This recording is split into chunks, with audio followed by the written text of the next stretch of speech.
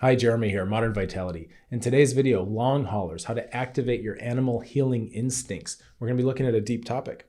Okay, this is important. Not a lot of people are really paying attention to this.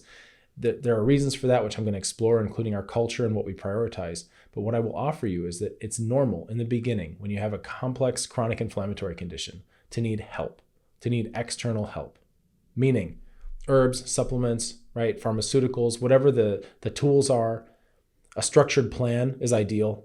Sometimes you need other practitioners, professionals, right? You need these experts to come in externally and guide you and help you get kind of out of the pit. Normal. However, and I would offer that long-term, we need to be thinking about how can we internalize a lot of this awareness, a lot of this knowledge, so that over time you become more independent. The people I work with, 4-stage plan, we architect that so that the independence is growing at every stage. It's really, really important long-term. So what we're going to look at in this video is how to start to reclaim some of this internal power, okay? I know I'm talking about it in kind of a general way. I'm going to dial in on some specifics. I'll tell you a couple stories and give you examples so that you can start to bring this to life in your own healing process. And that way you can start to take more control over what's happening with your body and with your mind throughout not just your own healing journey, right? But also generally life itself. I find becomes a lot more interesting and fulfilling, and we have a lot more engagement with what's going on around us when we start to tap into these more internal states. So we're going to amplify whatever it is that you've been doing in that department already. So let's get started.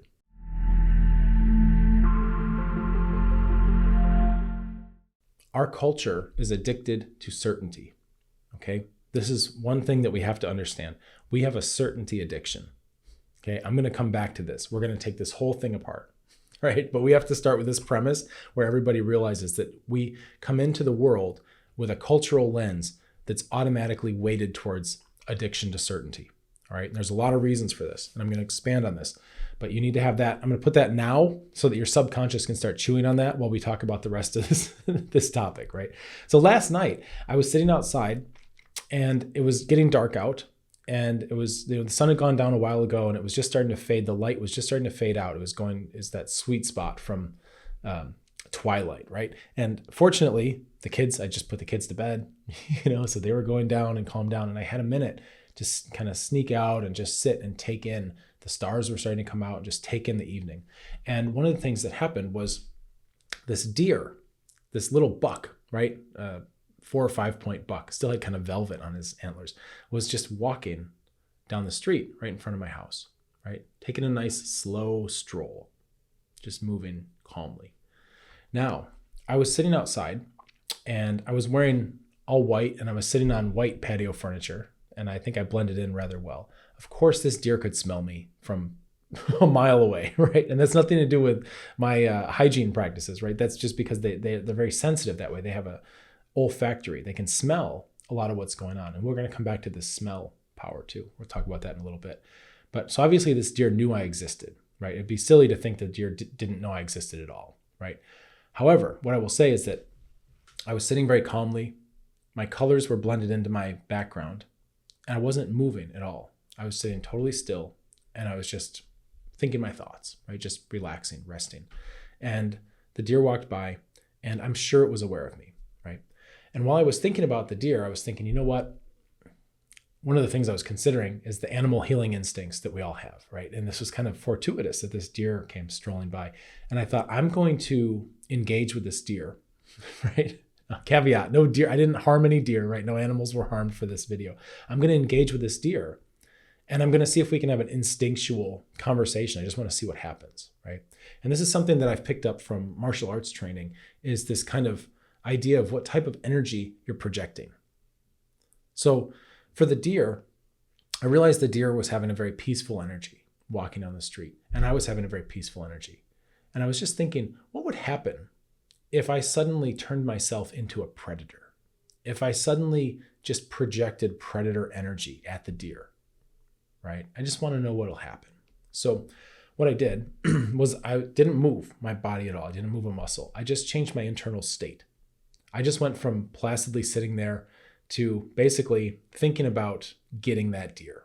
I turned myself into a wolf internally, right? I just conjured some of that type of energy, this just predator energy where all of a sudden the deer is food. I'm locked on, right? And I'm going to get it, right? And I just created that energy in myself. And I'm telling you this story. This takes so much longer to explain the story. It took a blink, right, for this to actually happen. As soon as I gave myself permission to do that, it already happened. It was happening.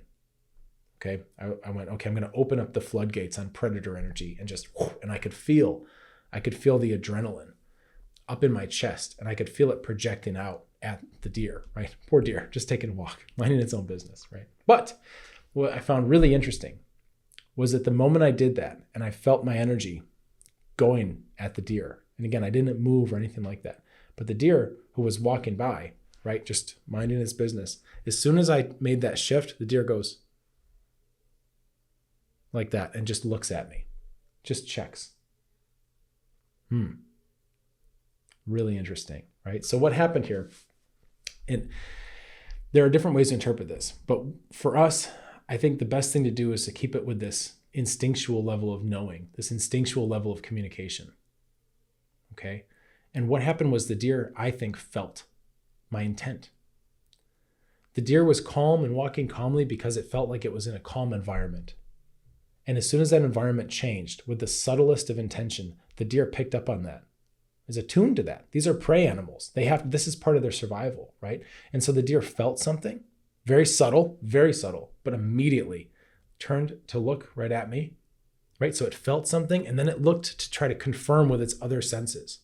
You see, we have, if you consider our sixth sense or our more energetic sense to be kind of vague, and our other senses to be more concrete, right? Like seeing and hearing. For humans, we're not such big smellers, right? We don't smell things to confirm. We look at them. Yeah.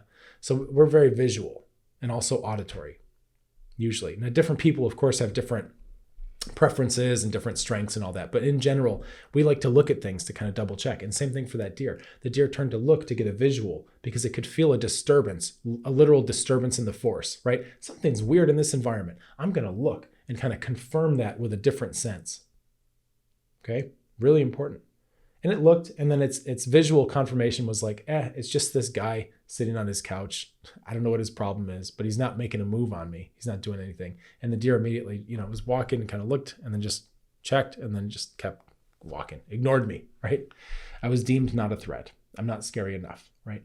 So what are we doing here in terms of our own ways of listening? Because the deer, I can tell you right now, the deer didn't talk itself out of what it felt. Okay? The deer felt something. Hey, this jerk, is projecting energy at me. I feel it.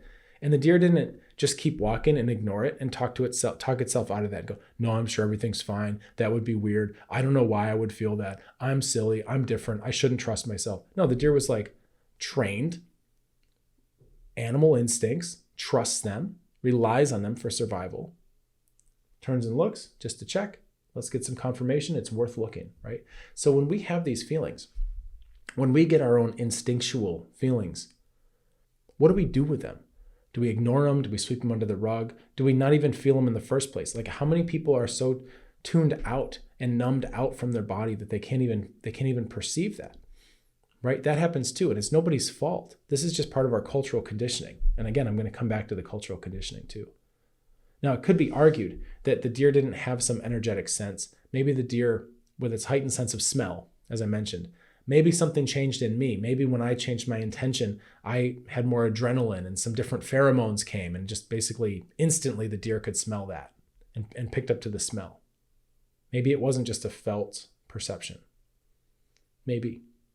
Either way, the deer trusted that, first of all, the deer was sensitive enough, however it was coming through, the smell or some kind of felt sense, right? Sensitive enough, could actually feel the thing, the change. And then second of all, trusted what it was feeling enough to investigate further and take a look, right? Where are we? Where are you on that spectrum? Can you feel these things? Do you get vibes? A lot of the people I work with, a lot of people in our group, very empathic. A lot of empaths, a lot of feeling. I've talked before about canaries and empathy and all this. It's super common, especially with complex chronic health conditions, super common. Now, can we control that? Can we train it? Can we make it so it's not just a burden, right? That's part of the story of evolving our own internal state, our own internal health, of course. But a lot of people can feel. Some people can't, right? A lot of people can. And then the next stage is actually honoring that, listening to that and going, I feel something. What do I do next? How do I act on this? Or do I just ignore what I feel? I got a bad vibe, but I just didn't want to be rude, so I just stayed around, right? Those kinds of things. Think about social interactions. I've had people coming through, like we do our program, they're going through the stages and getting their health back, and all of a sudden now they're up to socializing again, right? I was kind of shut in, reclusive. I didn't have energy for these things. Now I'm out seeing people again. And then an interesting thing happens, because then the tide turns where now they're socializing, and now that becomes kind of a trigger because it's like too much of a good thing, right? I could feel myself getting maxed out on social interaction, and I didn't want to be rude. So I just stayed at the party, stayed at the dinner, stayed wherever for even longer. And then I got totally drained, and then I was wiped out the next day and had a flare, right? These kinds of things happen. We learn the hard way sometimes about ignoring our feelings, but we get that animal instinct. I think I've had enough socializing for tonight. I'm out of here, right? But the party's not over, but we haven't had dessert, but they haven't done the finale. Yeah, that's okay. I'll see you later. Love you. Bye. Right? Act on it. Take the intuition, take the things you're feeling, internalize them, right? Don't ignore them and start to act on them. It can be as simple as the deer turning its head. Hey, what's going on over there, right? You're taking some kind of action. Over time, this builds a positive cycle, a virtuous cycle, where you're training your intuition, right? By honoring it, by listening to it. This never stops, by the way. It's not like you're just done. You just master this, right? It's not like I'm on top of my mountain making these videos and saying, hey, here's what you do. Here's how you do it. I've mastered it. It's an evolving process, but that is the process. You have to keep giving yourself opportunities to practice. So when you have your intuition, your instincts, whatever it is, you know something in a way that you can't necessarily articulate. I would encourage you, right? Honor that, pay attention to it, do something with it. It doesn't have to be something crazy or rash, right? But do something, even if it's just turning your head to look a little further. If the subconscious part of your mind is picking up on something, the next thing to do is point your conscious mind at it as well. And then you can get those two sides talking, get a consensus, and make a decision, right? Think about that. We have, as I mentioned, an addiction in our culture to certainty. And this is a problem, right? And I think there are deep roots of this that come from human existential fears of death and fears of uncertainty. And it's in our culture, it's everywhere. We want certainty. And what I can tell you is that we have an addiction to certainty, which then leads to an addiction to quantities and measurements and numbers and the rational, logical side. And the reason why for that is because nobody can argue with a number, right? Qualities are subjective. Your mileage may vary. The example I usually give when I speak about these things is the weather.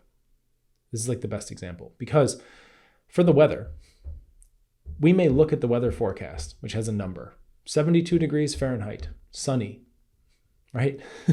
5 mile an hour winds from the southwest or whatever it is. And we think we have, from that abstraction, we think we have a picture of the day. But really, the best way to understand the weather is to open the door and stand out there and feel it. Yeah, because I don't know about you, but when I'm getting ready to go out for the day, when I'm getting dressed, I don't care if it's 72 degrees or 74 degrees or 68 degrees. Those numbers don't make much of a difference. What matters to me is, do I need a sweater today, right? Do I need a scarf? Am I going to be chilly? What do I wear?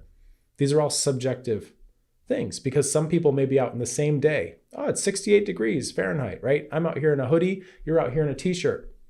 Who's right? Well, there's subjectivity. There could be argument, right? There's different perspectives. That creates uncertainty of who's right when that's the frame, right? This is a frame we don't need to have on reality, but we do. We want to know who's right. Well, who's right is a number. You can't argue with a number. So we lean towards the numbers. It gives us a sense of certainty. This happens in medicine too, of course, right? We see a lot of this. Lab tests, cholesterol levels, blood pressure. It goes on and on and on. A lot of people I work with are about done feeling like a number. And also, I mean, how does that go when you sometimes you get your labs back and all your numbers look good, but subjectively you still don't feel good. And they say, oh, well, based on this, nothing's wrong. Looks good. You're healthy. I don't feel healthy. I'm exhausted. I got brain fog. Everything hurts. My morale is very low. I'm getting anxious. I can feel my heart thumping through my chest. My sex drive's gone. My digestion's shot, right? How can you tell me I'm healthy? Well, according to the numbers, you're healthy, right? We have this. This isn't just in medicine. This isn't just in the weather. It's everywhere in our culture, is we have this addiction to certainty. With numbers comes certainty. With quantities comes certainty. You will see people leaning towards the rational, logical, what can be justified and not argued with, because when we stand behind it, we feel certain. Well, the lab says there's nothing wrong, so I'm certain about this number because you can't argue with it because it's on paper, right? Oh, the weather says 68 degrees, so it's warm out. Can't argue with it because it's 68, right? Is it warm? Well, to me it is. To you it's not. There's some subjectivity, right? But we can't argue with the number. 68 is 68. This is everywhere. We always want to have some semblance of certainty that we can hide behind, and that includes how we think about things. So if we have a rational thought process, a logical thought process, we feel safer with that. We feel less weak because we know we could defend it by explaining it. However, that deer walking down the street that looked at me, if another deer said, "Hey, Bill, why did you turn and look at that guy?" Right? The deer would say, "I felt something. I don't know, I just felt something." Right? And how brave it is to stand behind that justification. Something that you can't explain and quantify and hide behind the false sense of certainty, right? It's a false frame. Instead, put that down and say, something didn't feel right. I thought I'd check it out. That's a different kind of strength there, right? Very different. You need to start to trust these instincts, especially around your health and your healing. Our body's talking to us all the time. We get gut feelings, we listen to our heart, right? There are these different visceral ways that we talk about this. Tune into that. A lot of our society, for better or for worse, has leaned away from emphasizing that kind of knowing, that kind of intuition, those kinds of animal healing instincts. I'm here to tell you that you're probably suspecting that there's some truth to what your body's saying, and I would encourage you to cultivate that, to listen to that, to grow it, right? Now, what do we do? Okay, because here's where it starts to break down. What do we do when we don't know how to act on these things? Meaning, you may feel an instinct, you may feel a pressure, you may feel a craving, right? But you don't know how to direct it. So for the deer, it's very easy because they feel something, something's weird, turn and look. Okay, I'm going to direct this feeling, I'm going to turn and look, right? However, if you're starting to tune into your body and you're going, I have deep fatigue, or I'm getting a migraine, or I'm, feeling super inflamed, or like my food that I ate yesterday is still stuck right here. Good, tune into that. But then a lot of people get stuck because they don't know what's next. They literally have hit the end of what they know how to do, right? That's where we come in with our external training, with therapies, going, hey, you need to learn about these, 5 or 6 different herb formulas. You need to learn about these specific breathing exercises. You need to learn this self-care practice. Because now you have a tool set, right? So that when these things do happen, you go, oh, I'm feeling that anxiety come, or I'm feeling like I've been in a building with something that's kind of triggering my inflammatory response, that you now have ways to direct that you can now listen to the subconscious. You can listen to this intuitive information where you don't need somebody to prove to you, like, yeah, it does look like you're getting triggered by the mold in this building or whatever it is, right? Yes, it does look like you're fatigued. We've measured your energy level and it's low.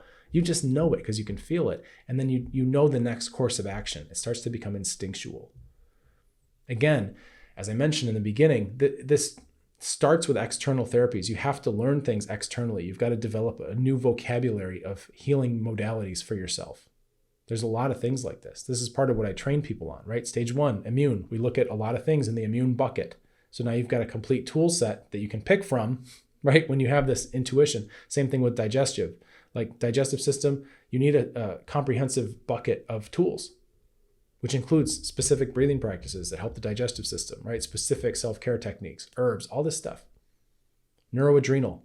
Oh, I'm getting a stressor, right? I'm dealing with difficult situations. I've got people that are stepping over their boundaries. I've got abusive relationships. I've got, somebody that's coming after me for no reason. All these stressors. We have ways to mitigate that, right? You've got to learn, you got to relearn some of these instinctual things so that now you have an outlet to direct that. Same for blood circulation, right? Every one of the stages has corresponding tools that come with it. And what I find is as people learn this stuff, now they become armed. And now we have a way to dial in that transition from externally, like, what should I do? To all of a sudden, I'm feeling this. Now I just need a way to channel it. I need the equivalent of the deer turning its head. Like I need to know how to manifest something that's going to change my situation. You get that, and now you're just moving, right? Now you know what to do. Now you know what kinds of herbs to gravitate towards. You know what kinds of dietary changes to make, right? Not even permanently, just for the next couple days or for, this week or whatever, more foods to eat that emphasize a certain type of energetic change in your body, meaning to cool you down or to warm you up or whatever it is. You start to learn how to navigate through life in a more instinctual way. People get a little bit afraid of this because there's power there, right? And it's a weird kind of power because you can't explain it. It's not always rational and logical. And you can say to somebody else, somebody close to you in your life, well, I do this because of this, and I felt this, so I changed this breathing exercise, and now I'm changing the way nitric oxide is moving in my body, right? Whatever. You can't always explain that stuff. Some of that's my job, right? To be able to re-rationalize these things and understand it from both sides. But when you start moving from a powerful place and you start responding intuitively to what your body needs, there's something there. And it can be sometimes a little bit scary too, because you think, whoa, there's a whole other world of existence here beyond my cultural conditioning of certainty. It's a different kind of certainty. It's a felt certainty. It's not something you can just explain necessarily. But just because it's felt and it's subjective to you doesn't make it any less valuable. And ultimately, as I've mentioned, this is the difference that helps people get long-term medically independent, is being able to cultivate this. I'll tell you another story. Once I was on vacation with my family, and I wound up with like a bronchitis, some nasty thing. A lot of coughing, a lot of just green phlegm. I was pretty much miserable. And what I did was I took some herbs, which is great, and they were very helpful. But another thing I did was I got real weird one night. I just did the weird stuff.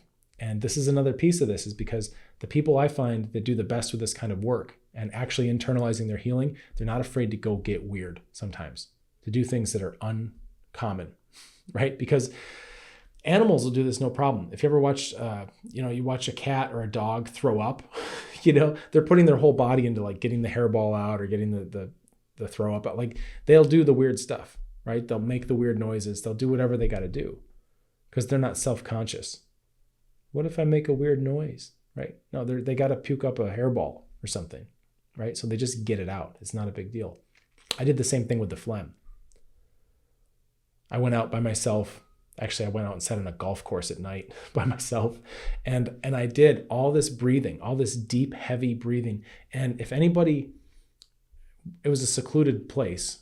I tried to make it because I know that this isn't normal stuff. People wouldn't know if they walked by, they wouldn't know what they're hearing. They wouldn't know what they were seeing. And if they walked by, they probably would have called the cops, right? There's somebody that's possessed out here on the golf course, right? Because I was using my spine, and I was doing all these movements to start to open my chest and open my lungs. And I was making these crazy breathing sounds, just using my air inside to vibrate the insides of my lungs. And I was physically going in with my breath and shaking out all this phlegm and crap and garbage and just hacking it up. And I basically just gave myself like a phlegm exorcism out in the middle of a golf course in the middle of the night, right? Not my most photogenic moment. I'm not out there with a camera going, hello, everybody, watch this, and doing all this stuff. It can be private. It doesn't have to be public and go on display. But you should have these things in your toolbox, right? So that when it starts to get where your body needs something, you're not just trapped in the status quo of medicating it or whatever else. You can get your hands in there. You can get your fingernails dirty, right? With your insides of your body and just healing and gripping onto things and expectorating and expelling, getting stuff out, right? Even if you're like kind of waving your spine and doing all this weird stuff and moving your fascia around and doing sounds and vibrations and special breath work, like all these things, and just hacking up a big mess of green phlegm, but getting it out of your lungs. I'll tell you what, the next day I felt great. I get to enjoy the rest of my vacation. My family was like, oh, you're not so, you're looking better. You're not so mopey. I didn't want to do anything. I was just all like, oh, I don't feel good, So I had to do something about that. I had to crack it open.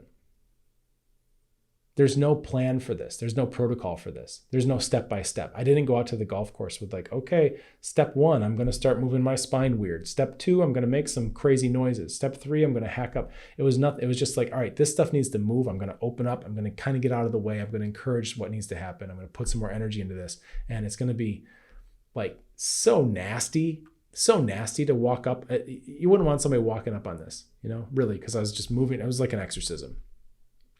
But, when you think about pathogens that shouldn't be there, it is an exorcism. You're getting these little demons out. Okay, it's nothing pretty about it necessarily. But I did the work, and I did it from an intuitive place. I didn't try to control or have a mental construct or define my frame of certainty around what needed to happen. I let it happen. Okay, this is one of many, many, many examples. And you probably are doing this stuff too to some extent. And so I would encourage you, open up your mind to that, because the more times you do this, and this is the key here. At first, your intuition doesn't always know what to do. You get these cravings, you don't know what you're craving because you've never had some of our herb formulas before, for example. This stuff's totally foreign. You haven't even ever experienced it. And then once you do, you know what that is. And you go, I know when to use this, right? So you have to be exposed to the tools. Just like if you have, if you've never had a pomegranate before, how could you ever know that you're craving a pomegranate, right? You have to have one so that you can know and have a bank in your memory and go, oh man, I really want one of those sour, little crunchy. Oh yeah, that's a pomegranate, right? If you know what it is, you can find it and you can go get it. But if you've never been exposed to it, then you're just going to be kind of pacing around going, I want something, I don't know what it is. So try to free yourself from that situation, right? So first, your intuition has to be listened to, developed and listened to, just like the deer, right? And then 2, you have to have something to aim it at that's productive, and that'll give you positive feedback. So you have to start to know how to move, how to breathe, what these herbs are, right? All this kind of stuff. And then number 3 is you need to actually complete these loops where you feel something, act on it, and then get some kind of result, right? Positive feedback. Now, the more cycles you do, the more loops you do, the more you practice this, the stronger your intuition gets, the more developed your animal instincts get. Your rational mind takes a bit of a back seat and becomes a curious observer. Oh, I don't have to control this whole process. A lot of things are happening on their own. Isn't this interesting, right? And that's such a better place to be rationally versus trying to like micromanage and like failing and all this stuff. We need to bring this back. Our culture has an addiction to certainty, right? And then we have this like intuition kind of bubbling. I think we can actually balance it back out. And we can use healing as one vector, one way to do this, one way to approach this. Because guess what? You're on a healing path, whether you like it or not. So you might as well get good at it. You might as well use it to make things better in your brain. You might as well use it as a path of also self-development. Make the most of it, right? Don't let this experience go to waste. Okay? Expand out of it. Get as much as you can out of it, including developing your own intuition, developing your own intrinsic instincts, right? Because we have to train this. A lot of people don't trust their intuition because their intuition, it doesn't lead to anything productive and they haven't had good experience with it. So they turn it off, right? We can bring it back. We can breathe some life back into this. We just have to do it the right way. You got to know where to aim it at. You need to know, right, what stage you're in. You need to know what kinds of interventions to use. Give it a chance to be right, and then let it practice, and then let it get strong, because it will. It will. And then you become a little bit more formidable, right? Which sometimes is the scary part for people, because they go from being sick and like, I don't feel like I'm very powerful, and we kind of get used to that. And then all of a sudden you start to get this personal power back, and you're like, holy smokes, I don't even know who I am right now. This is different. And some people embrace that and they do really well. Some people get freaked out by it and they just need a little bit of reassurance that, yeah, they do belong in a powerful position, right? Self-autonomy, it's important. Medical independence, it's important, right? Very important. If you're struggling with a complex chronic health condition, why do it alone? We've got a group. It's amazing. It's international. We've got people from all over the planet, people I'm working with, clients going through the stages. You can be in this group too. It's free, and you can be watching right alongside me, looking over my shoulder. It's a chat group, right? Where everybody going through, if they're having a great day, they're sharing wins, and we're seeing different symptoms going away, different understandings happening about how to activate their animal healing instincts, right? Different levels of ownership over the process. And then what's also really cool is it's reality here, right? It's very transparent, and you being in the group, you get to see everything that's going on. Meaning when somebody has triggers, setbacks, flare up, bad day, right?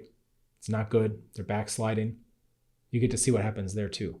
People come in with problems. I'm backsliding. I was in stage 3. I think I'm in stage 1. I don't know what to do.